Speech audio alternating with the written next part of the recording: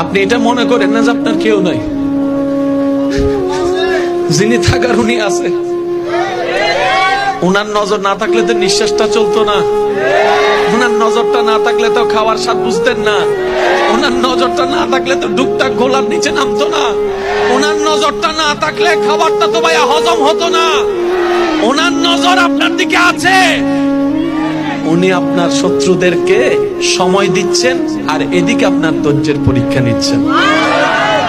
এক কাজে দুই কাজ, আপনার শত্রুদেরকে সময় দিচ্ছেন আর আপনাকে পরীক্ষা নিচ্ছেন।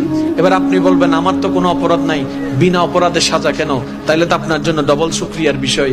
সেটা হচ্ছে আল্লাহ তাআলা আপনাকে 10,000 বছর আগুনে জ্বলার মতো গুনাহ যেটা আপনি করেছেন ওইটা থেকে বাঁচানোর জন্য 3-4 মাসের 3 বছর 5 বছরের একটা দুনিয়ার কষ্ট দিয়ে দিচ্ছেন। সুবহানাল্লাহ।